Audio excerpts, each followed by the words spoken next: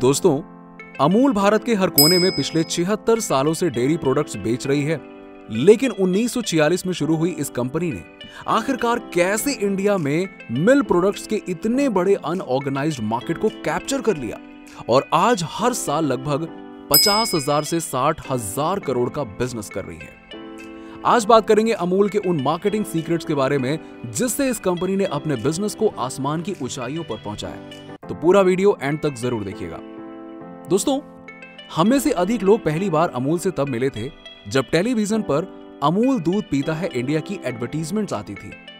हालांकि हम में से कई लोग उस समय वास्तव में बहुत छोटे हुआ करते थे, लेकिन जब से हम बड़े हुए हैं तो कहीं भी वो ट्यून सुनते हैं तो हमारे दिमाग में अक्सर बचपन की यादें रिकॉल हो जाती हैं। सही कहा ना मैंने? आनंद मिल्क यूनियन लिमिटेड, जिसे अमूल के नाम से भी जाना जाता है, ये 75+ ईयर पुराना ब्रांड है जो डेयरी प्रोडक्ट्स की बात आने पर आज भी मार्केट का लीडर बना बैठा है।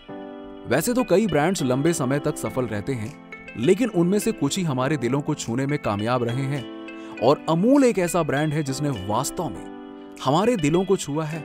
आइए जानते हैं अमूल की मार्केटिंग स्ट्रैटेजी। अमूल की मार्केटिंग स्ट्रैटेजी का पहला पहलू है ब्रांडिंग। अमूल की tagline the taste of India से हम सभी वाकिफ हैं। टैगलाइन ने इस धारणा को समाप्त कर दिया कि रोटी और मक्खन केवल ब्रिटिश नाश्ते का प्रधान नहीं है और इस तरीके से पूरे नेशन को अमूल ने अंदर खींच लिया। कभी नहीं उम्र बढ़ने वाली लड़की जिसने नीले बालों और नारंगी चेहरे वाली पोल्का डॉटेड पोशाक पहनी थी, वो कंपनी की आइकन बन गई।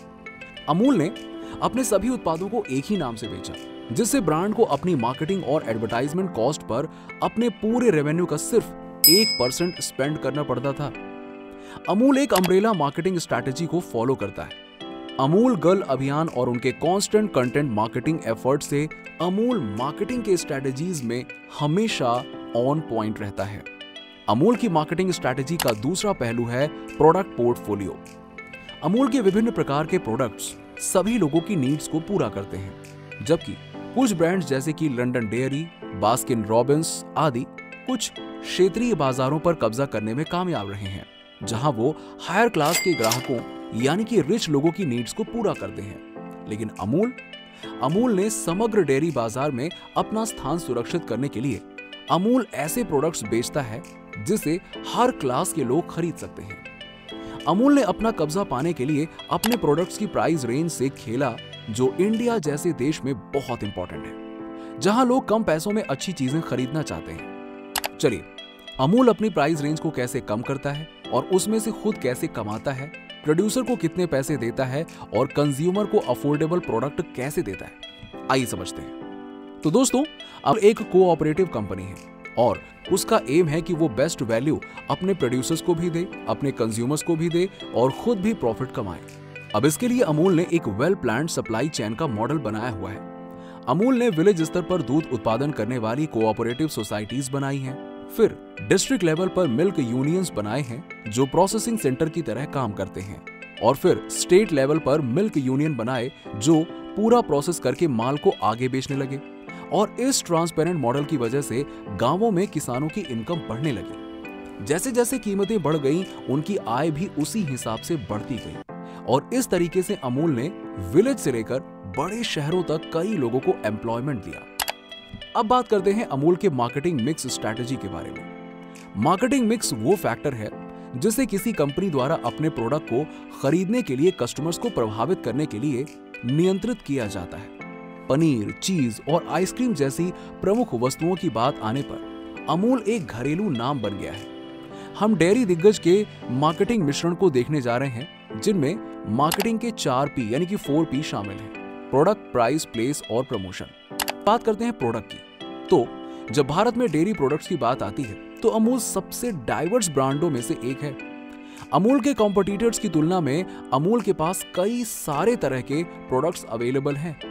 अमूल के प्रोडक्ट्स स्ट्रक्चर में अमूल दूध, छाछ, ब्रेड स्प्रेड, घी, मक्खन, लहसुन मक्खन, अमूल दही, मिष्टी दही, नियमित दही, अमूल चॉकलेट, अमूल पनीर, मोज़रेला, अमूल मिठाई मेट, अमूल दूध पाउडर, अमूल आइसक्रीम जैसे कई सारे प्रोडक्ट शामिल हैं और लिस्ट काफी लंबी है। और इन वाइड रेंज प्रोडक्ट्स होने के कारण कोई अन्य ब्रांड अमूल जैसा पोर्टफोलियो बनाने में सक्षम नहीं रह पाया है। और ये कंपनी के लिए सबसे बड़ा एडवर्टाइजमेंट है। दूसरा पी आता है प्राइसिंग का। अमूल की कीमत आर्थिक और सस्ती है। अमूल की प्राइस रेंज की बात करें तो ये बात सबसे क्लियर है कि अमूल अपने प्रोडक्ट को हमेशा एक किफायती भाव में बेचता है, जिससे हर घर में सिर्फ एक ही नाम गूंजे, Amul the taste of India.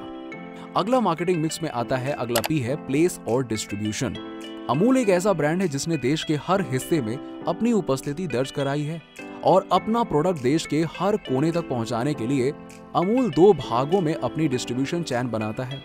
Amul गांवों और डेयरी सहकारी समितियों से कच्चा माल खरीदता है और इससे बड़े मैन्युफैक्चरिंग यूनिट्स में भेजता है, जो कच्चे माल को अच्छे माल में तैयार करके कस्टमर्स को बेचने के लिए रेडी कर देते हैं। अमूल के डिस्ट्रीब्यूशन चैनल में कई सारे फॉरवर्डिंग एजेंट्स, डिस्ट्रीब्यूटर्स, डीलर्स और रिटेलर शामिल हैं। इसके अलावा अमूल के खुद के कई सारे शोरूम्स हैं जहां पे आप अमूल के प्रोडक्ट्स खरीद सकते हैं। और मार्केटिंग मिक्स का लास्ट पी आता है प्रमोशन। अमूल अपने सबसे लंबे एडवर्टाइजिंग कैंपेन अमूल गल के लिए जाना जाता है। अमूल ऐसी कैची लाइंस को यूज करता है जो लोगों के सबकॉन्शियस माइंड में बैठ जाती है। वो सालों से एक ही कलर के रंग से बनी व्हाइट बैग को यूज करता आया है, जो लोगों के माइंड में ऑलरेडी कब्जा करके बैठी हुई है। और पूरे मार्केटिंग और प्रमोशन करने के लिए अमूल अपने रेवेन्यू का सिर्फ 1% पैसा इन्वेस्ट करता है। अमूल ने वास्तव में भारतीयों के दिलों पर राज किया है और अब भी अपने जबरदस्त प्रोडक्ट्स और अपनी सरल और फिर भी यादगार और प्रभावी मार्केटिंग स्ट्रैटेजी के साथ ऐसा करना जारी रखे हुए है।